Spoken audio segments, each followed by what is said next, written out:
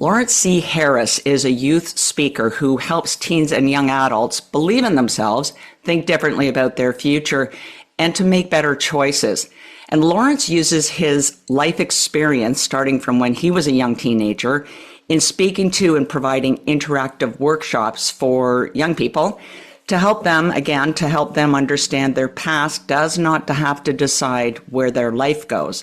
And Lawrence, I'm just going to start with a quote from a blog post you wrote called "Got This, Keep Believing in Yourself," which I think is a good synopsis of the type of speaking you do and the workshops you provide. So it says, "For a very long time in my life, I felt like no one, and all I wanted was to be someone. In the pursuit of gaining attention and validation from the world, I allowed others to mistreat me, and most importantly, I mistreated myself." So let's start back, because you can talk to teens because it's something that you experienced yourself, and it's really unique. I haven't spoken to anybody else who talks to and provides interactive workshops for people that young. Yeah, the thing that made me really decide to do it was, like you said, my own lived experience. When people meet me today, they see this, upbeat public speaker. He's on these stages, like, this guy has no problems. Yes, I did. I grew up getting severely bullied. I got kicked out the house when I was 13, series of childhood abuse, toxic relationships. Like, I haven't had the most challenging life ever, obviously, but I can speak to what I've been through, and a lot of people relate to that. Yeah, I think that we talk a lot now about youth mental health from mental health providers. So that's generally the people I have spoken to, and some kids. But we've always looked at it, I think, from a more clinical sense. And it's only been in the last number of years where, and through COVID, which affected so many kids when they were in lockdown and so on, when we really started to look at, hey, you know what? Kids as young as the age of 15 or even younger, I mean, you're saying 13, Yeah. experience mental health issues. So what were the kinds of things that you faced when you were in your teens? Well, one thing that most people, it sounds simple, but the reality of it is kind of difficult to put into words. Trying to get out of bed. That sounds like a simple task. It sounds very simple. You just stand up, take the cover off, and you get out of bed. But there were many days when it was like I have to dig myself out of the sheets, and then I have to pull this cover off of me, and then toss my legs over the bed, and then lift my body up. And it was this whole mental ordeal just to start the day. Or when you're trying to make friends with someone, but you feel so lost and so low inside of yourself that putting yourself out there and saying hi to someone, you feel like a burden. And when people are nice to you, you think that they're trying to get something because you've had experiences where your own family members used to do that. Um, those were just a few things. Well, the getting out of bed part, that's a deep depression. And that's sort of the way depression can manifest itself for everybody who is living with that kind of struggle. But the people trying to get things from you, that's an interesting thing for a kid to face. Yeah, you know, especially when you consider things such as, for me, it was always, I was a very giving person. Like, I was very kind-hearted and generous, and people would take advantage of that. I can remember examples even as a child, like 10 years old, of people using that against me, like, hey, can you help me do my homework? When you don't even really care about me. And being a child, you think that if I'm nice to the person, they'll be nice back, but really they're just using you. kind of a form of bullying, isn't it? Yeah, it is. Um, Because Sorry, go on. unfortunately, and and I can look back when I can see how a lot of those kids, they were that way because that's what they saw in their own homes.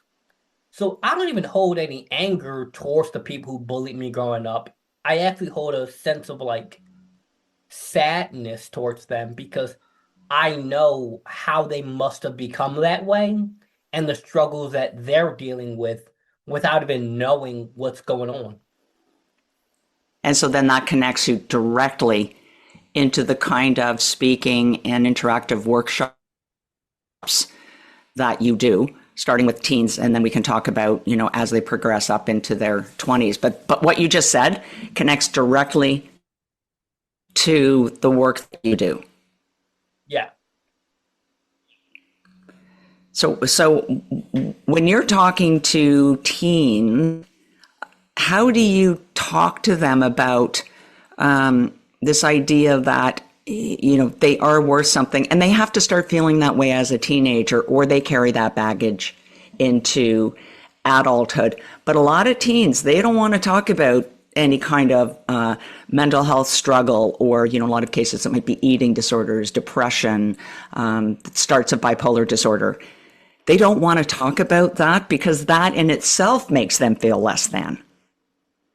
Well, I highlight to them the fact that it's not about feeling less than, it's just about acknowledgement of how you're feeling. Because it doesn't start off as being these mental health conditions. It starts off with things like, I just feel really angry today because something happened, but you don't deal with it. And then another thing happens, and another thing happens, and it stacks and stacks and stacks. And before you know it, it becomes a much bigger problem. So usually I don't go into these schools and organizations and say, we're going to talk about mental health. I sprinkle it in there and they start picking up on the skills. They start picking up on things like journaling, on self-awareness, on understanding how to communicate your emotions without me directly saying this is about mental health. Although I share my own experiences, like I'll go into detail about mine so that they know, like, oh, this guy isn't going to judge us. But in terms of me telling them that I'm going to talk to you about your mental health, no. We're just going to talk about how to manage it. So that's really interesting because that's a very different approach to what a lot of people do speak about, and I can understand, and you describing it that way, why it would resonate so well with students. I mean, you said in the schools, but obviously it's not just kids who are in the schools but that kind of age group. So give me one message that you would say that might resonate without telling them that there may be a problem with them. What's one of the messages that resonates, where you're just kind of doing the sort of hi, and you're drawing them in to recognize something in themselves? One of them is that for better or worse, you're in charge of your life. Now, at first, that doesn't like on an emotional level hit them like, I'm in charge of my life. Like, I'm the captain of my ship. They get excited about that.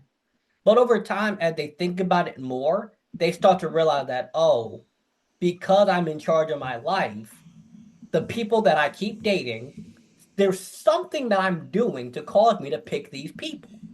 My bank account, there's something I'm doing or not doing that's causing this to happen. The people I surround myself with, my hobbies, my health, the more they think about it, the more they start to realize that if I want to improve my life, I have to improve inside of me. And that doesn't mean that something's wrong with you. It just means that if you want to change your life, you have to change something inside of you. Yeah, and of course, teenagers are going, like you're talking about relationships and stuff. Teenagers are going through that, first girlfriend or boyfriend. the insecurities of, oh, I'm going to ask somebody out, or why Yeah. am I not part of this group? So there is a lot of things that they're dealing with that they don't even really, maybe they don't know that the person next to them, their friend next to them, is dealing with the same thing. Yeah. There's So a big fear of judgment. yeah, yeah. Now, you speak to groups up into their 20s. So I'm thinking then what is happening is that some of those older groups, part of what's happening is they are continuing to take that baggage into Yeah. their, the life where all of a sudden they are expected really to be in control and go to university or college or whatever it is, get a job, succeed, all of those things. What if they're carrying that baggage? How do they do that? Easier said than done, but first they have to acknowledge and admit that they're carrying it. For example, I'll continue with the example of relationship because people can see that easily if they look at it. Let's say your last five partners have all cheated on you. Every last one. It doesn't matter their race, their age, their background, their family history. For some reason, this pattern keeps repeating over and over and over. You have to ask yourself, well, what is causing me to pick these people? And that's when you get honest about what you saw growing up as a child, the kind of music you listen to, the kind of shows you watch. And it's these baggages that we carry from our childhood that if we don't deal with it, without even knowing it, we're going to keep repeating certain patterns. So the thing that I encourage not only just young people, but people slightly older than that to do is get honest with yourself and ask yourself the question of what is causing me to keep repeating this pattern? Not to judge yourself, not to shame yourself or that something's wrong with you, just to be able to begin acknowledging what's going on and then taking the actions you need. Yeah, I could hear someone saying, I'm such a loser. Every person I date, they cheat on me, like you said, or they're emotionally not there for me. They're telling me that I'm making things up. And so I'm such a jerk because I keep doing that. As opposed to, I'm not a jerk, but what is it in me that makes me keep choosing those people? Yeah, because a lot of I'm glad you mentioned that because a lot of people they have that conversation with themselves where they think that I'm the problem and I'm wrong and nothing's good about me, so that's why people cheat on me. Well, and then That's that not could, true. That's right. your opinion that you're carrying with yourself. And that's when you have to ask yourself, well, why do I think that?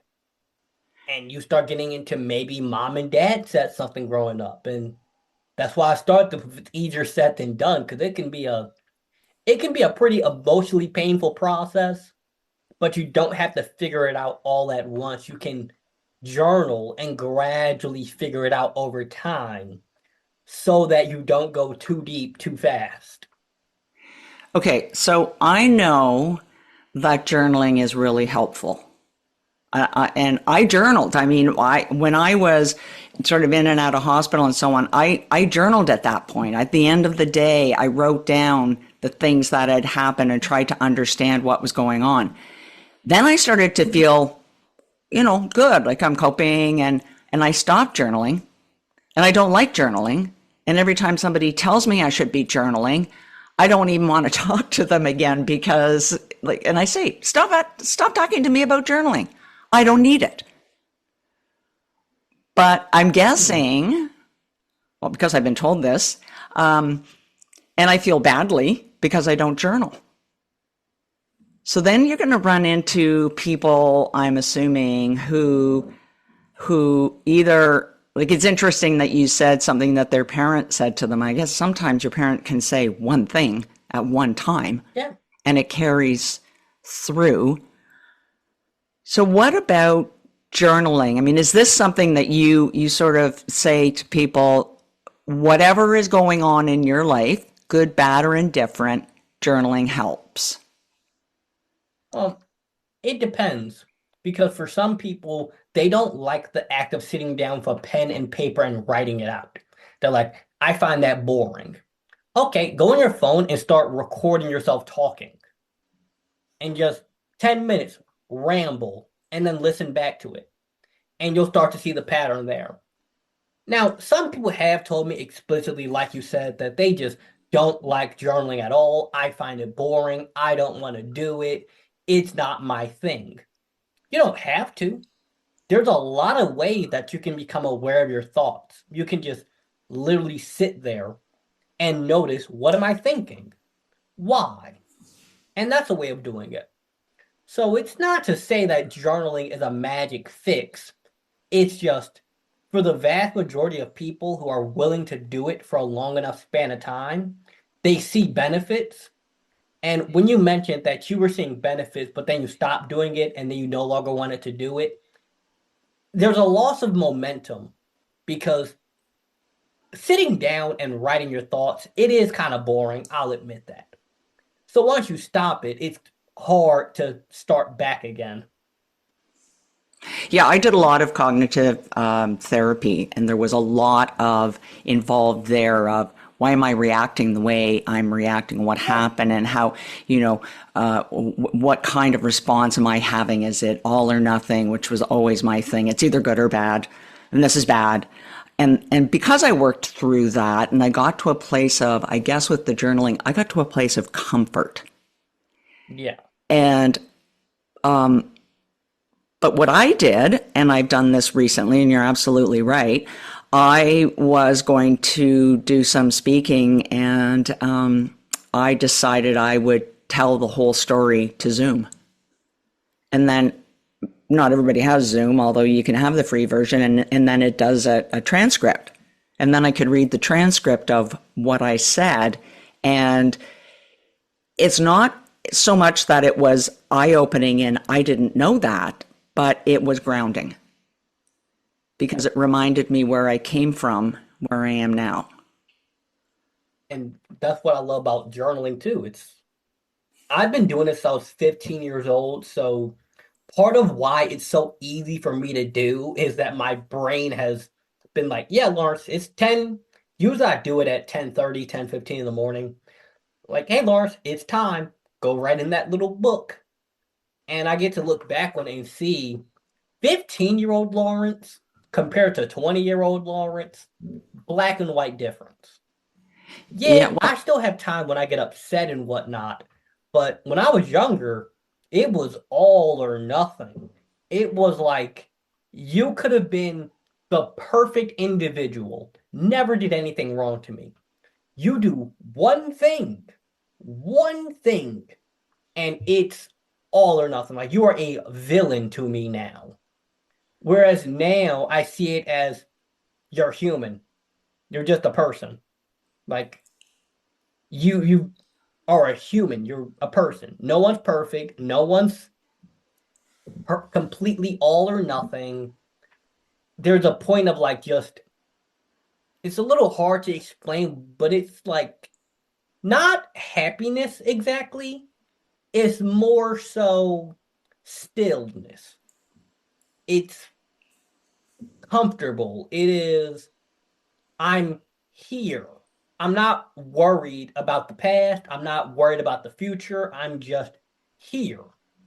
And with each moment, as you become more and more aware of why you react, how you react, and you notice the patterns, you're able to be more stable in your life. okay, well, if there's one thing that I take away from this interview is that I can journal in the morning instead of at bedtime, which is, like I'm tired. I don't want to journal. Yeah. So let's move. We talked a little bit about being in adulthood. If you start this process when you're younger and you can carry it into adulthood, obviously you're still going to have problems and things are going to happen that you have to work through. But you also work with people who have never recognized, maybe they didn't grow up in a childhood where they face the kinds of things that you're talking about. But But now they're in adulthood, and all of a sudden they're at work, and they think they're not cutting it, or they feel like their boss is looking at them and thinking, yeah, that Janice shouldn't even be on this team, and you get those kinds of thoughts in your head. Is there a different way of looking at that than when you're younger? Well, it's pretty much the same. It's just you're applying it to a different area of life. Because when you're 15 years old, you're thinking that Sally on the Sally on the cheerleading team, she would never date me. She doesn't like a guy like me. When you're 35, you're thinking that job would never hire me. I'm not cut out for it. When you're 60, you're probably thinking about I don't know, I'll never have enough money for retirement. You're thinking about fundamentally the same problem, just in a different context. So when you learn to look at situations as, okay, is this life threatening? No. Is this a permanent thing for the rest of my life? No. Okay, so it's just going to pass eventually. It's a thought, it's a feeling. I can feel it, I can think it, but that doesn't mean it's true. So, for the example you said of somebody thinking my boss is going to fire me and they don't think I'm a good worker, I would tell somebody like that, do you have any real world evidence out of their mouth that says that? No, my boss never said that they think I'm a terrible worker.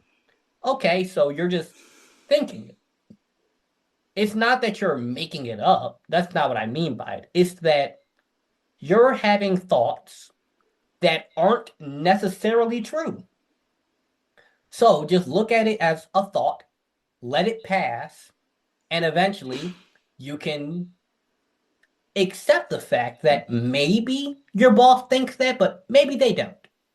Focus on the thing that feels better.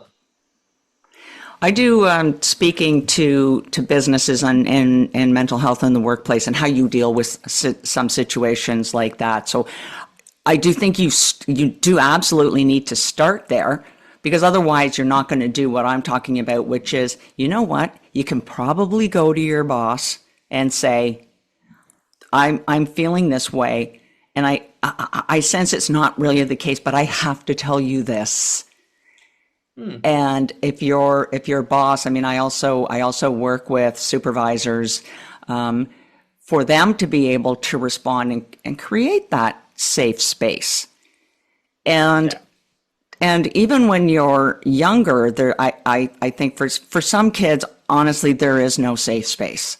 They're just Yeah. in a situation where there's no true safe space. But creating that safe space when you're an adult is really, really important. And it's something that's still really difficult, even when you get to that age and you're mature and you feel like you should be, you've got the world, you understand everything. But you can still apply those same principles because, in fact, you are still feeling like you're that 15-year-old. Yeah, when you describe that, Subconsciously. yeah, when you describe that, I start imagining I could see an organization where the boss or the owner works there and this is a supportive community where it worked there, but I started thinking about if you're working at McDonald's and you tell your boss that, a lot of places like that, the boss won't care because this is a job. This isn't a like NAMI group. I'm sure you've heard of NAMI, right? Yeah, yeah, This isn't a circle where we're going to all sit down and we're going to share our feelings. right. This is a job. Lawrence, we have to stop here. I could talk to you forever. But if people want to know more about you, they go to lawrencecharris.com. Your website is fantastic, and I recommend everybody go and take a look. Whether you need it or not, you're going to walk away with something. You can listen to all shows of Life Unscripted on 610 CKTB, your favorite podcast app, or on my website at lifeunscripted.ca.